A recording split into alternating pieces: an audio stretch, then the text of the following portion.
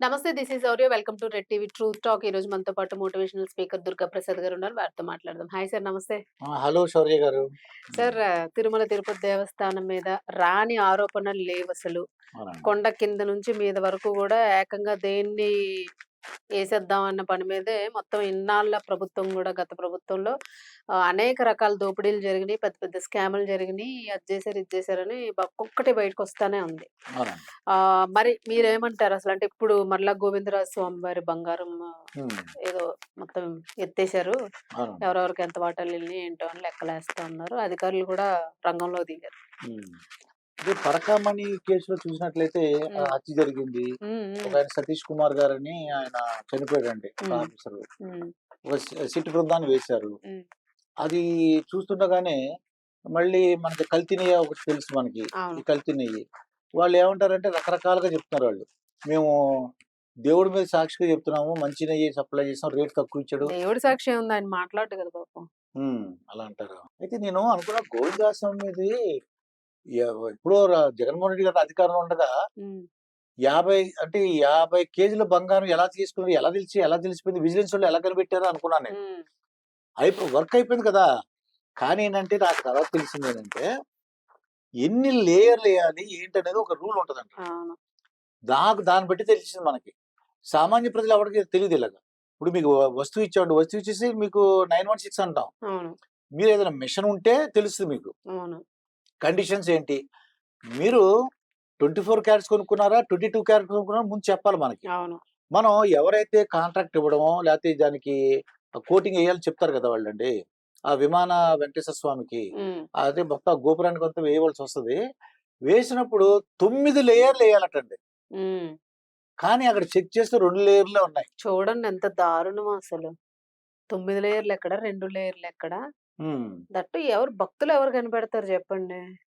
నిజంగా ఎందుకో ఆ విషయం అనుకున్నానంటే నాకు తెలిసినంత వరకు హ్మ్. నేనేమనుకున్నానంటే 151 సీట్లున్నాయి. హ్మ్. ఒక పోయినా 10, 20 పోతాయి. ఓ 30 పోతాయి. మళ్ళా కొన్ని మనదే 40 పోతాయి. ఎలాగేనో. కొన్ని 50 పోయినా సరే 100 గ్యారంటీ. హ్మ్. మళ్ళీ మనమే అధికారంలోకి. ఇగ ఎవరు చూస్తారు? అవును. వెంకటేశ్వర విషయంలో మాత్రం అది అనుభవం ఉన్నోళ్ళకి తెలుస్తదండి అది. అవును. దానికేంటంటే ఆయన దగ్గర డబ్బులు మన డబ్బులు మనం ఇవ్వాలి తప్ప మనకు ఆనందంగా ఆయన డబ్బులు మనం ఎప్పుడు కోరుకోకూడదండి. అవును. అసలు ఈ వెంకటేశ్వర స్వామి ఏ దేవుడే కాదండి. ఏ ఏ దేవుడైనా సరే, ఎవరైనా దేవుడైనాను. సరే హ్మ్. దేవుడి డబ్బులు మనకొద్దండి. అవును. దట్టు ఇంకా ఆయనేంటంటే ఇంకా పాపం ఆయన అప్పులు తీర్చుకోవడానికి మనమేదో తలో రూపాయి సాయం చేసి పెడుతున్నాం భక్తులుగాను. హ్మ్. అలా ఉండాలి గానీ, ఇప్పుడు ఆయన దగ్గరయి మనం లాక్కోవడం అంటే మరి మహాపాపమే అది. విషయం ఏంటంటే, ఆ డబ్బులన్నీ కూడా ప్రజలకే ఖర్చు పెడుతుంటారండి. అయన్నీ అవును. కూడా నేను చూసాను గదా! హాస్పిటల్స్ ఉంటాయి. అవును. కాలేజీలుంటాయి. ప్రసాదాలేవో ఉంటాయి. హ్మ్. హ్మ్. అవన్నీ కూడా మళ్ళీ కొత్త కొత్త గుళ్ళు నిర్మిస్తారు. ఇప్పుడు ఫారిన్ కొత్తగా ఏంటంటే అన్ని విదేశాల్లో వెంకటేశ్వర గుళ్ళు కడుతున్నారండి. హుహు. అన్ని ఇప్పటికే ట్రంప్ విదేశాల్లో. బయటకి బీఆర్ నాయుడు తోసేస్తున్నాడుగా. గారు ఆయన ఆధ్వర్యంలో హ్మ్. కొత్తగా టెక్నాలజీ పట్టుకొచ్చారు. హ్మ్. స్పీడ్‌గా మొత్తం ఒకవేళ మీరొచ్చారనుకోండి, ఇదివరకు ఎన్ని సార్లొచ్చారో మీరు చెప్పేస్తారు. మీ ఫేస్ చూసిన వెంటనే. హుహు. ఇదివరకు ఎన్ని సార్లు వెంటనే సౌరి గారు అవునవునవును. ఉందనుకోండి. వెంటనే ఎన్ని సార్లొచ్చారు. ఇది మూడోసారి, నాలుగోసారి, ఐదోసారి చెప్పేస్తదండి. హుహు. అక్కడ మామూలుగా అయితే మనం కనిపెట్టలేం. ఫేస్ ఆర్టిఫిషియల్ ఇంటెలిజెన్స్ ఉపయోగించి అలా హ్మ్. చేస్తున్నారండి. హ్మ్. దానివల్ల తొందరగా మనకి దర్శనాలు రావడానికి అవకాశం ఉంటది. అవును.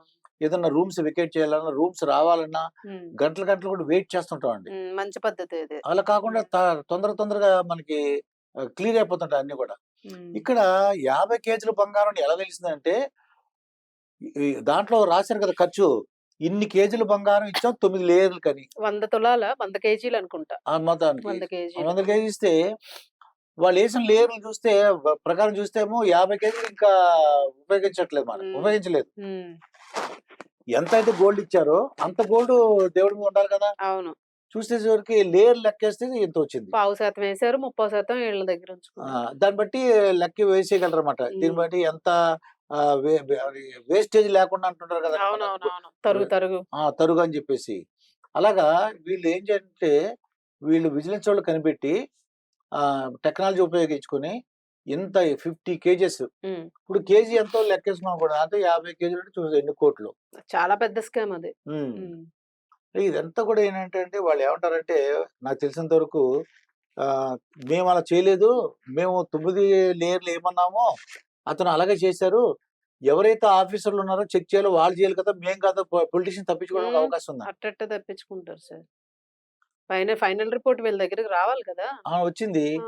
మరి ఆఫీసర్లేమో 9 లేయర్లు ఏసేసారనేసి పెట్టేసుంటాడు సంతకం. అవును. వాళ్ళు ఎవరి ఆధ్వర్యంలో ఉన్నారు అన్నది వాళ్ళు చెప్పాలి ఆఫీసర్లు. ఆ! వాళ్ళ ఆఫీసర్లు చెప్పాలి. ఏమని? మేము ఇదిగోండి మేము యాక్చువల్‌గా ఏంటంటే 9 లేయర్లు అన్నాము. కానీ వాళ్ళు 2 ఏయమన్నారు. మిగతా డబ్బులు తీసుకుందాం అని చెప్పారు. ఆళ్ళు యాక్చువల్‌గా వాళ్ళు చెప్తే అప్పుడు వేరు. హ్మ్. మామూలుగా అప్పుడున్న చైర్మన్ గారిని ఎవరిని అడిగినా ఏం చెప్తారంటే, మాకు సంబంధం ఏంటి? నా సంబంధం ఏంటి? మేము గైడెన్స్ ఇచ్చాము. ఇదిగోండి దానికి పూత ఏయమని చెప్పాము. 9 లేయర్లని చెప్పేసాము. దీన్ని అధికారులు చూడాలి. మా సంతకాలు ఏముండవు. మా సంతకాలు ఎక్కడున్నాయో చూపించమని అంటారు. హ్మ్. అంత ఈజీగా వదిలేయడానికి అవ్వదులెండి. అంటే మళ్ళీ దీనికి అంతా ఏంటంటే ప్రాసెస్ అమ్మ ఇదంతా ఇప్పుడు గూడా. సంతకాలు పెట్టారు చూపించమన్నారు. హ్మ్. అప్పుడు అధికారైతే మరి ఎళ్ళాల్సిందే కదా! అధికారి లోపలికెళ్తే అసలు విషయం బయటకి చెప్తాడు గదా! చెప్పాలి. ఇప్పుడు ఫైనల్‌గా ఎవరు ఫైనలైజ్ చేసి ఇది నేను చెక్ చేశాను. ఇదంతా ఉంది బంగారం అని చెప్పేసి ఆయన రిటర్న్‌గా ఏదైతే పంపించాడో, హ్మ్. ఆ ఆఫీసర్ ఖచ్చితంగా ఇప్పుడు దొరుకుతాడు. అవును. దొరికినప్పుడు ఖచ్చితంగా అది ఎవరు చేయమన్నారు? ఆ స్కామ్ అనేది ఇప్పుడు నిన్ను జైల్‌లో పెట్టి తొక్కదీసి మొత్తం అన్నీ సీజ్ చేస్తామంటే, అవును. ఈయన కోసం ఏమి ఆయన త్యాగం చేయడు కదా ఎవడును. హ్మ్. ఖచ్చితంగా బయటకొచ్చే అవకాశం ఉంటది. అంత ఈజీగా అవకాశం. తలుచుకుంటే వదిలేయడానికి హ్మ్. తప్పించుకునే ఛాన్స్ ఉండదు. ఇదివరకు పూర్వకాలంలో అయితే ఆటలు సాగినాయి గానండి. ఇప్పుడు కుదరవమ్మా. ఇప్పుడు ఈ కుదరవు. టెక్నాలజీలో అన్నీ అవును. తెలిసిపోతుంది. అవును. దానికి రూల్స్, రెగ్యులేషన్స్ హ్మ్. ఊరికనే మీరు ఇంత 50 కోట్ల బంగారం అలా ఇచ్చారండి. 100 అవును. కేజీలు ఇచ్చారు. అవును. దానికి రూల్స్, కండిషన్స్ అన్నీ చాలా ఉంటాయమ్మా. అవును. 50 కేజీలంటే తమాషా ఏంటి సార్ అసలు? హ్మ్. చిన్న విషయం అదేమైనా? అవునండి. ఆ! హ్మ్. ఒక గ్రామ్ చూద్దాం మరి. బంగారమే కొనలేకపోతున్నారు. హ్మ్. చూద్దాం సార్ మొత్తానికి ఇంకా తిరుమల తిరుపతి దేవస్థానానికి సంబంధించి ఎలకలన్నీ, పందికొక్కులన్నీ ఎన్ని బొరియలు తవ్వినియి హ్మ్. దాని చుట్టూతను. అది అనేది ఇంకా ఎన్ని ఎలకలు మళ్ళా వెంకటేశ్వర బయటకొస్తాయి. స్వామి అన్నీ మళ్ళీ స్వామి తెచ్చుకుంటాడండి. ఖచ్చితంగా బయటకి తీసి రావాల్సిందే. హ్మ్. రావాల్సిందే. అంటే ఎక్కువ టైం పట్టకూడదు. ఇమ్మీడియేట్‌గా పనులు త్వరితగతిన జరిగితే ఆయన మీద గూడా ఒక నమ్మకం నమ్మకం వస్తదండి. బలపడిద్ది భక్తులకి. హ్మ్. అది ఎందుకంటే వాళ్ళేమనేస్తారు, దేవస్థానంలోనే ఇంత పెద్ద స్కామ్ జరిగింది. మన సామాన్యులు మామూలోళ్ళని అవును. లాంటోళ్ళని దేవుడే పట్టుకోలేకపోయాడు. మేము పట్టుకోగలం. ఇట్లాంటి నింద రాకుండా ఆయనే హ్మ్. గట్టిగా హ్మ్. బయటికి లాగాలని కోరుకుంటూ కోరుకుందాం. ఉన్నారు అందరూ కూడా. Thank you sir.